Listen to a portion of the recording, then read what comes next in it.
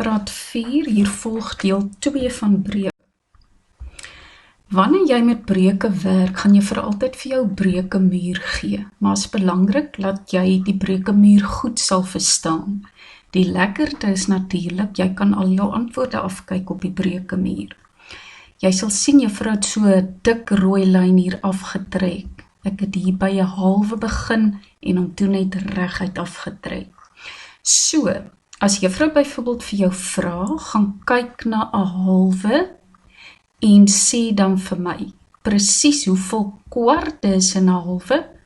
Sien jou lekker help die lyn my? Dan sê ek 2 kwarte. As ek vir jou sê hoeveel sestes is in 'n halwe, dan gaan tel jy net tot by die streep, 3 sestes.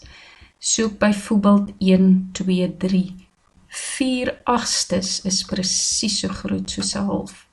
Ek kan ook ander vrae vir jou vra, en dit is wanneer ek vir jou vra, watter breuk is die grootste of die kleinste?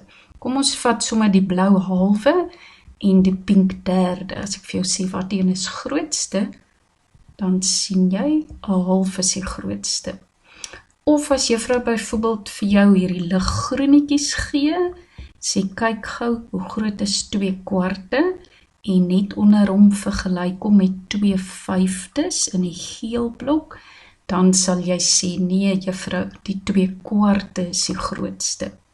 Of as ek byvoorbeeld vir jou sê, kyk na die persestes, daar's 3 sestes en net onder hom is sewendes, 1, 2, 3 sewendes eindig daar, dan sal jy kan sê, nee juffrou, die 3 sestes is definitief groter.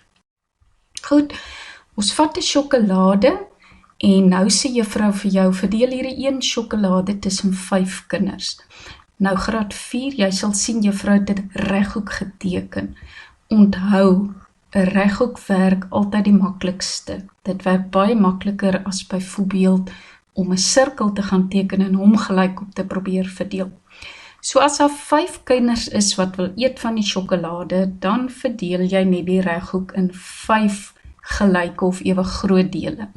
Onthou, die 5 onder die lyn is die noemer, hy noem in hoeveel gelyke dele dit verdeel moet wees, en die teller bokant die lyn tel hoeveel stukkies elke kind kry. Elke kind kry so 1 stukkie. En as ons dit skryf as 'n breuk, kan sien ons elke kind kry 1/5. As ek byvoorbeeld 'n bar 1 vat en ek sê vir jou deel hom tussen 7 kinders, dan teken jy weer 'n reghoek, want 'n reghoek werk baie maklik en jy gaan